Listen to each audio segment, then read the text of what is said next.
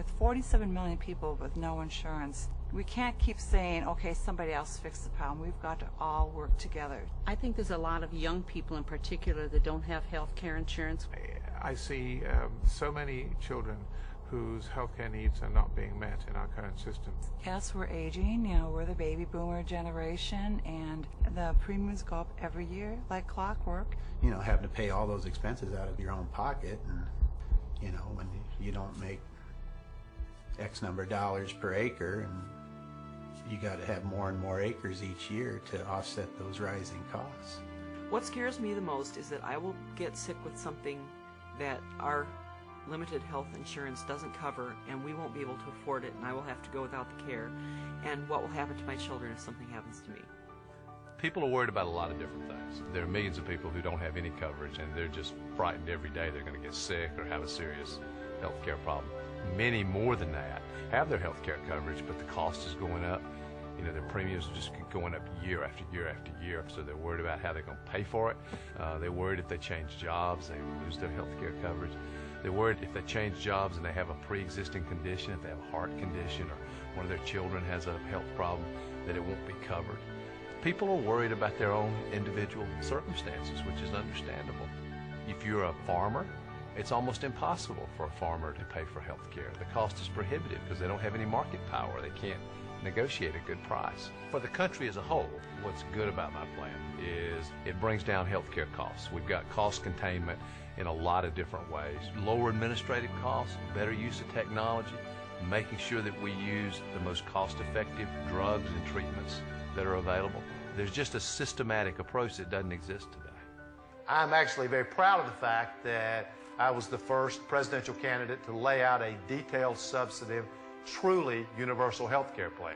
When you say everything's covered, is there, deductibles, co-pays in your plan? Yes, there are deductibles, there are co-pays, and they are dependent on your income level. But basically, there are going to be choices available. There will be efficiencies created that don't exist in our healthcare system today. We're going to dramatically lower administrative costs. The government plays a very important role. The government will set up healthcare markets around the country. In each of these healthcare markets, a number of things will be accomplished. First, there'll be choices from which people can choose the healthcare plan that they want. Some of the choices are private insurers. One of the choices will be the government. It'll be something similar to Medicare. If you have your health coverage in one of these health markets, then you can either leave your job or go to a different job and keep the health care that you've got. There will be an enormous benefit from people having health care from the time they're born until the time they die. And that includes preventative care. Because one of the things that motivates me is that we have 37 million people who live in poverty, not just 47 million people who don't have health care coverage. And I think every single American has equal worth, and I don't think we should treat anybody as better than anybody else. That's the heart and soul of who we are in this country. I keep hearing people describe me as a populist. If being a populist means you feel deeply and strongly committed to regular people having a real chance and not getting run over by big, powerful interests, oh yeah. If that's true, I'm a populist. And when it comes to 47 million of our own people who don't have health care, this is not the time for political calculation. This is the time for political courage.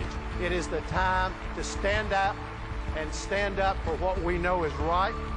I think it's great that he came out first. He is the first, and I have been waiting, praying, hoping for somebody on the national stage to say this, and he stated this loudly and clearly. Can we finally say we stand now and forever for every single man, woman, and child in America having health care, universal health care? We will leave no one behind. We will not allow a single family or a single child in America to not have health care coverage and to not have the health care that they need and deserve. I think what America really wants in their next president is to be able to trust their president. And in order for that to be true, they want to feel like, even though the president's faced with very difficult challenges, that he is a good and decent and honest human being, who's trying to do what's right. Senator Edwards, it seems to have finally decided the time has come to do something about it. Senator Edwards is not going to take no for an answer. Don't you take no for an answer either. Tomorrow begins today. We can take responsibility for this country today. We can take action today, because somewhere in America, everywhere in America, people are counting on us to stand up for them. He keeps talking about the right and the truth, and well, we haven't heard that in quite a while. And I think he'd be one that everyone could say, hey, that's my president, and really mean it and be proud of it.